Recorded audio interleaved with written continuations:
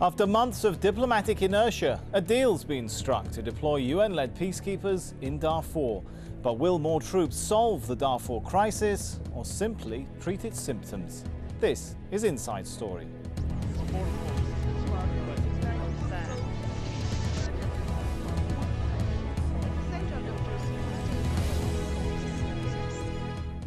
Hello, I'm Sami Zaidan. Well, it's been in the headlines these days. The UN and Sudanese government have finally agreed on a plan to send more than 20,000 peacekeepers to Darfur.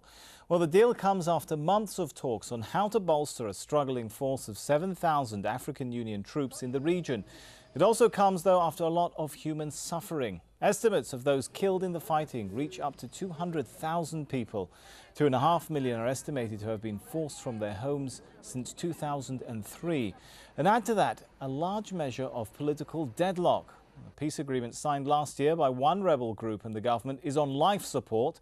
Rebel groups are splintering and a ceasefire exists only on paper. Well, so now there is some hope after the deal between Sudan and the UN to deploy a new force. But how will the deal work? Well, the force will be led and paid for by the United Nations, but the African Union will run day-to-day operations. There'll be up to 19,600 troops supported by more than 6,000 police. When the hybrid AU-UN force actually reaches the deserts of Darfur, it'll find quite a history of conflict and complications awaiting it. Mohammed Val takes us through the events that created an international crisis. When some tribal and ethnic African rebels attacked the airport of El Fasher in Darfur in western Sudan in March 2003, no one could have predicted it would mark the start of one of the most scrutinized wars in Africa.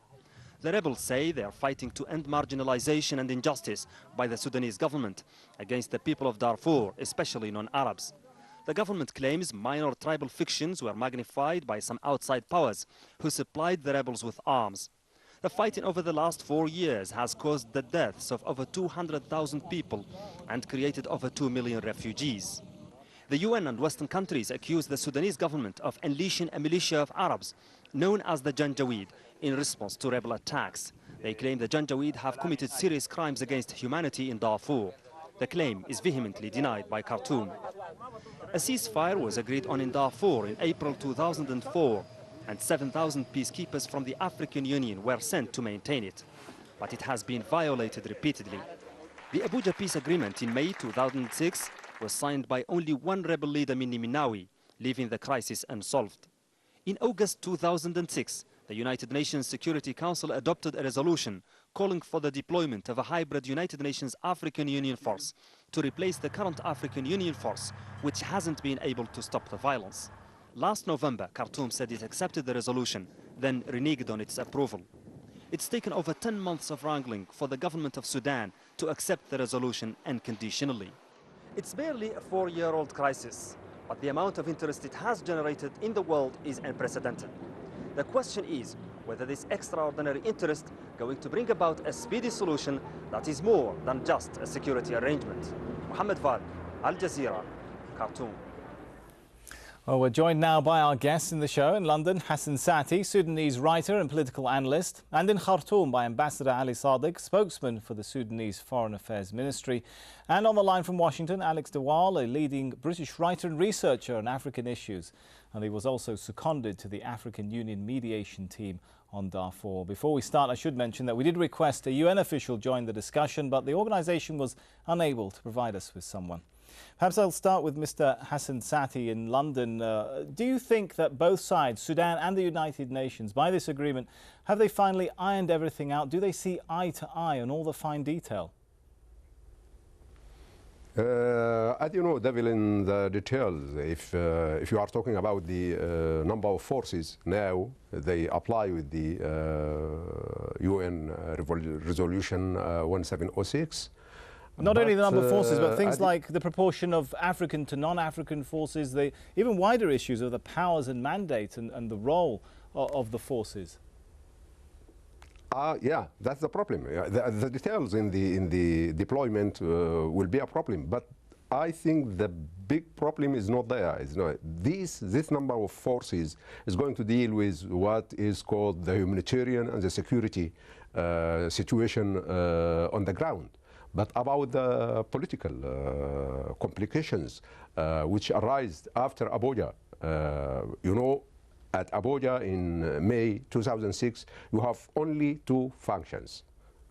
Sudan Liberation Army by Mannar Koy Manai, Abdel Wahid Mohammed Noor, and now we have, Equality and Justice Movement by Khalil Ibrahim. Now you have almost 14 factions carrying arms. Apart from that, these factions are with, let us say, they are giving an eye and ear both to regional capitals. All right, Mr. Sadiq, we're going to get a little later on, particularly in part two of the show. Sorry to interrupt you, but we'll get into more details about what the implications are or aren't of this agreement for the whole political process. Perhaps I'll bring in our spokesperson from the Sudanese Foreign Ministry, Ambassador Ali Sadiq. Thanks for being with us. Perhaps from your perspective, what sort of powers do you expect that this force will have? And will they have, perhaps on a critical point, powers of arrest, to arrest suspects, people who are considered wanted?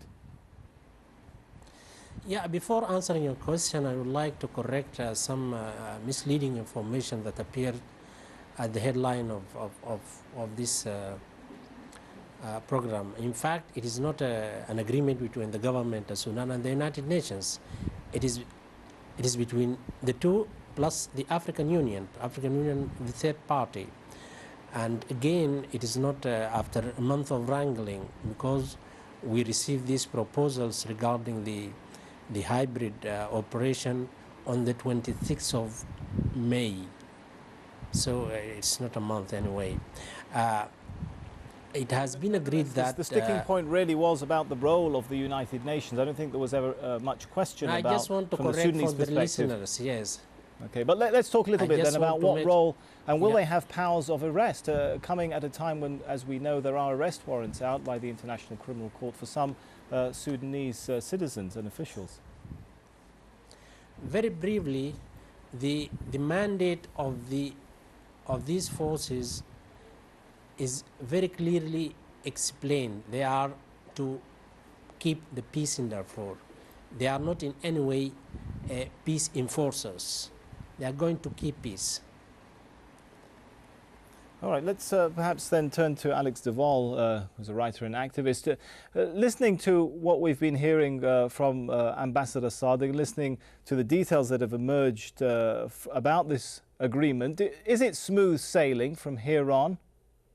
I don't think it's smooth sailing. I think the Sudan government has agreed to all the points that were put forward by the United Nations, presented by the UN Security Council ambassadors in their visit to Khartoum. And that is a huge step forward.